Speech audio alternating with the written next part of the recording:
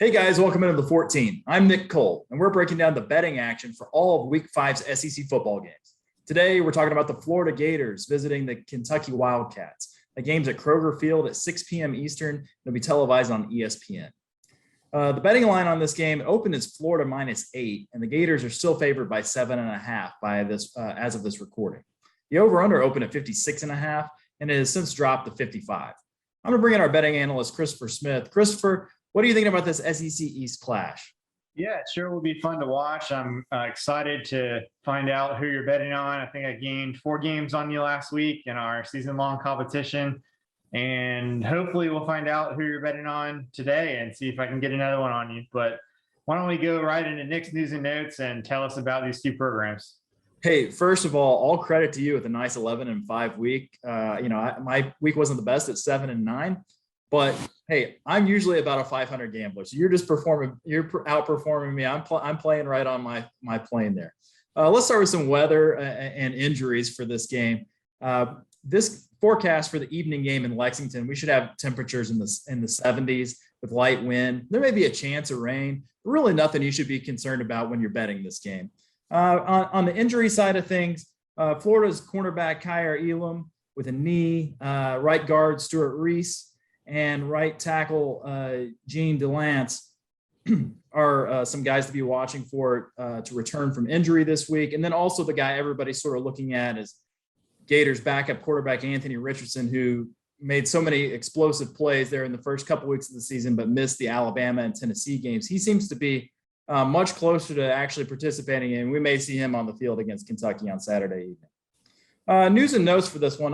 We got to start with the elephant in the room, right? Is this an upset that's been 35 years in the making? Kentucky hasn't won a game against Florida in Lexington since 1986.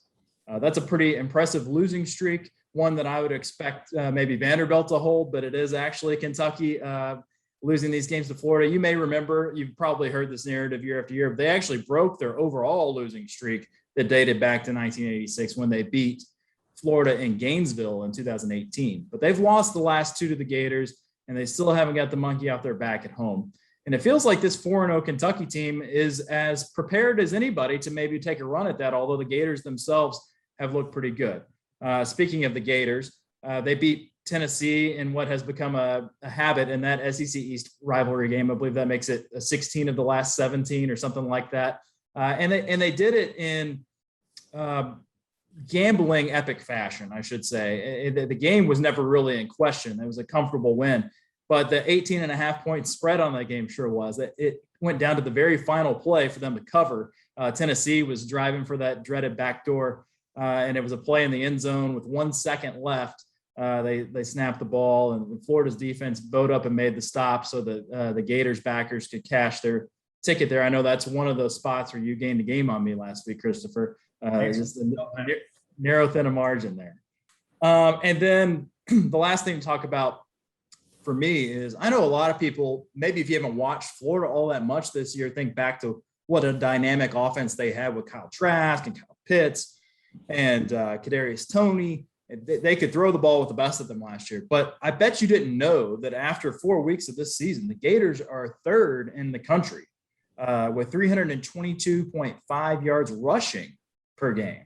They trail only Air Force and Army, which are obviously service academies that run an option offense in total rushing offense. So, and that's not just a thing that they ran up in their non-conference games against your USFs or your Florida Atlantics. I mean, they ran for 246 yards against Alabama, and they rushed for 283 yards last week against Tennessee. So this is clearly a team that has shifted the way that they play and are doing it very effectively. Christopher, do you see that having an impact on how they play against Kentucky on Saturday night? I do. And I mean, the running numbers are what everybody looks at, but this is the SEC and it's a line of scrimmage league first and foremost.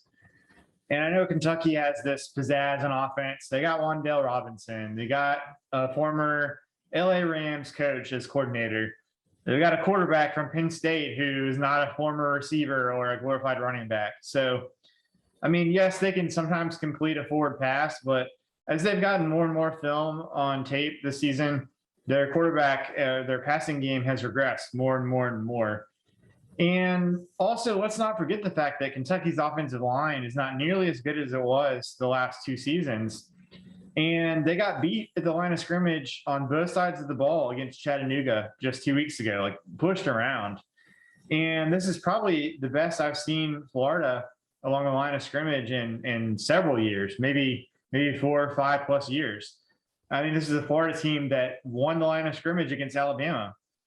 And even with the new lineup, Kentucky still wants to run the ball to set up the pass. Now, they've got some great running backs who can create after contact, but what's going to happen if Kentucky gets down a few scores early? I think that's more of a recipe for the final score to snowball on them than it is a recipe for them to get a backdoor cover opportunity. So even in a potential hangover spot, you mentioned against Tennessee last week, that Florida won by 24 and covered the spread.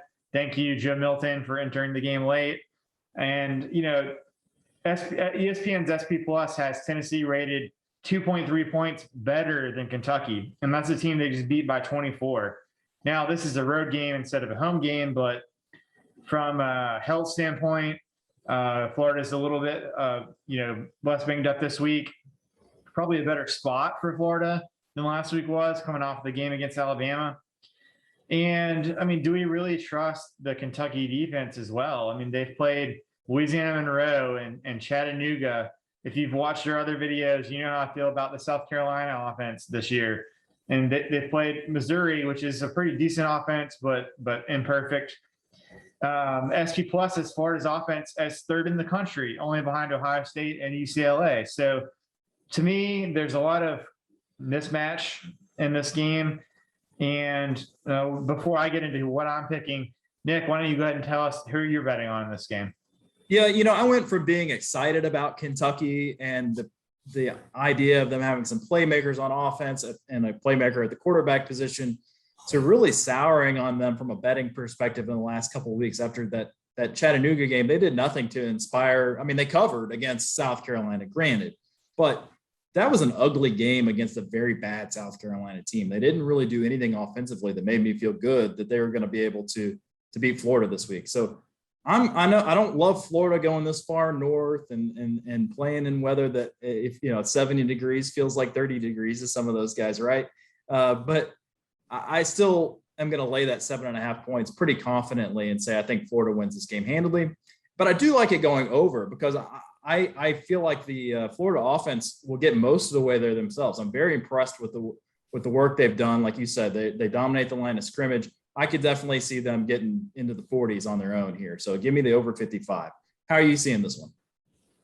Give me Florida minus 7.5. And please remind me not to just throw all of my money and my bankroll at it. This is not only my favorite bet of the week in the SEC, it's my favorite bet of the week in the entire country. I will take the over 55 as well. Looks like I'll have to settle on some of our other games at the 14 to try to get another game advantage on you this week. We're on the same sides here, but for Nick Cole, I'm Christopher Smith for the 14, and we'll talk to you next week.